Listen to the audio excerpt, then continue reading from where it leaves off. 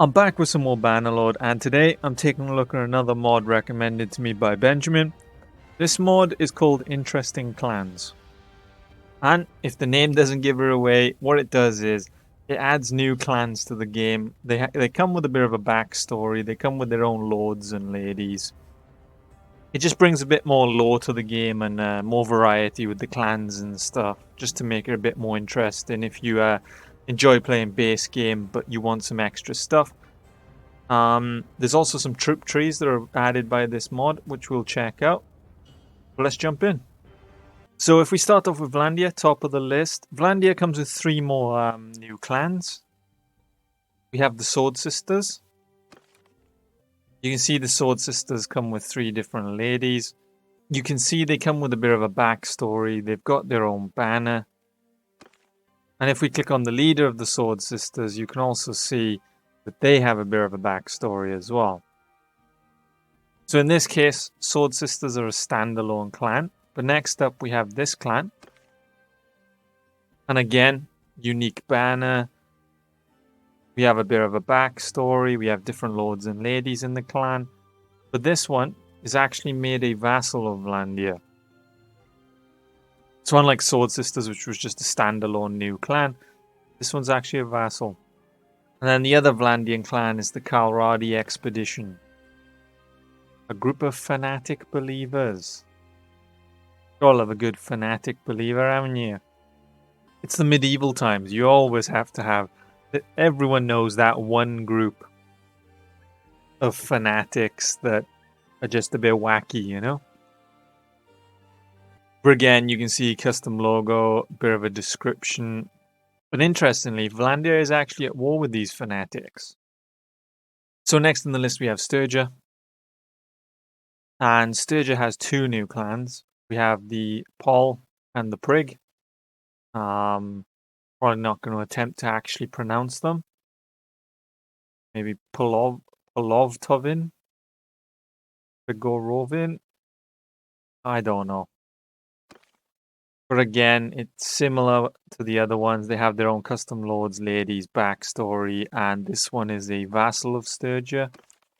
And the other clan is also another vassal of Sturgia. So next up we have the Kazaite, and this one, similar to Sturgia, also has 2 new clans. It is the Huguenot and the Taiji.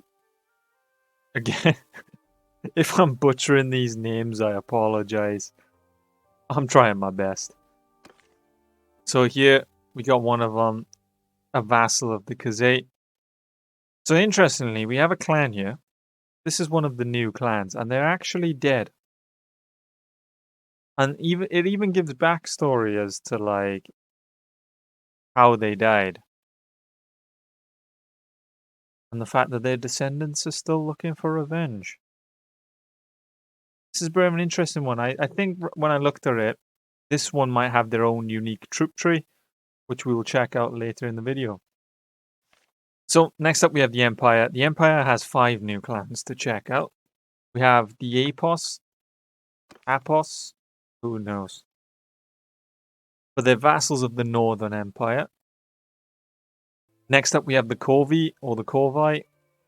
And this is another clan that has actually been destroyed. And again, it gives a backstory as to how they got destroyed and wiped out. It even gives a brief description on how the character was murdered. So next up we have the formenos.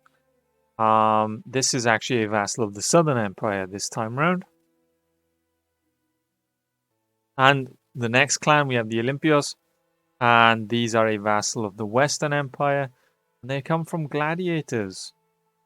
Very interesting to give a backstory of someone, a gladiator typically, which was a slave event, coming a noble family. And again, it does give a brief description on how something like that could happen. So the final clan of the empire is the, oh god, here we go, Plausios. Plausios? Yeah, we tried.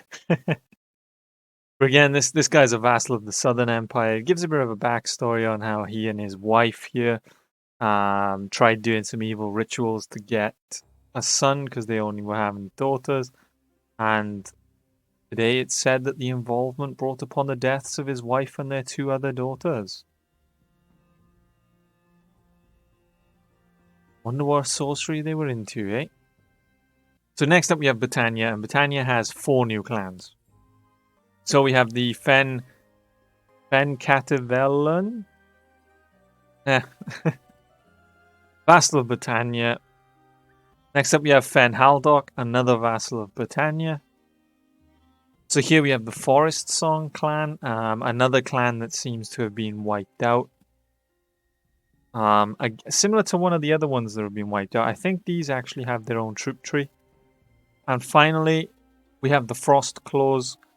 These are a standalone Britannian clan that are actually at war with Britannia. So next up we have the Assaray, and these have 2 new clans. We have the Gabba, which are vassals of the Assaray. They're slavers and use warfare to get rich. Oh no. Not good, guys. Not good, guys. And then we have the other clan, the Batal, which are another vassal of the Assaray. And they're assassins, which is very interesting. And finally, the last of the clans are actually Nordic. We have the Band of the Stoneborn and the Snowpelts. As it's a Nordic faction, it's standalone. There is no Nordic... as a Nordic clan, they're standalone. There is no Nordic faction. So this is just a free roaming clan, I suppose. And then the other clan is the Snowpelts, and this is another one of the clans that are actually dead. Oh, the entire tribe taken out by sickness? Damn. Not a fun way to go. So that's just a quick look at some of the clans. As I said, if you're interested in the lore and stuff, you could read up on all the background of all the characters and stuff. But it just adds a bit of variety to the base game. And now let's check out some new troops. So here we got an expedition troop tree. I believe this would belong to the Kalradi Expedition, which was the Fanatics, the Vlandian Fanatics. And as you can see, they look quite Crusader-like. So almost like religious fanatics, sort of. It's a nice little Crusader look on them without having the actual proper assets of Crusaders. So here we got the Forestsong troop tree. The Forestsong was one of the clans that were wiped out and destroyed. And you can see they're kind of like a... they're forest clan. Almost as if that like wood elf vibe. All of them are ranged except the sentinel at the end. Even the cavalry is ranged. But yeah, as I said, it's got that kind of like wood elf sort of feel to them. So here we got the Frostclaw, which was sort of like a Nordic Britannian clan, actually. Hence the green look. But they come across a bit Nordic. So here we got the Huguenot troop tree. I think this might have also been one of the clans that I mentioned that we took a look at that was completely wiped out, a dead clan. Belonging to the Kazaite, hence the cavalry and the Kazaite looking troops. But it comes with a mounted rider, and then you go into a watchman, which comes with a bow and a spear and a shield. And you have a pike, javelin, sword, and shield. Or you have mounted cavalry. Here we got the Snowpelt troop tree. This was belonging to one of the Nordic clans that were wiped out, and as you can see from the look, you can tell it's quite a Nordic thing with the pelts. The axes, the style of the armor. It's just a mini Viking tree. Here we got the Stoneborn, which was the other Nordic ones. And this one actually just comes with the infantry. It's a little bit smaller compared to the Snowpelts, which is very interesting because the ones that have had a slightly bigger troop tree are the clans that are dead. So I don't know if that's a way to kind of... Is that an incentive for you to rebuild that clan since that clan is gone? So I believe that's it for pretty much most of the troop trees. I'm not sure if I've missed any out. I don't believe I have. But there is a separate mod an extension to this mod that you can install that adds these troops to taverns around the map.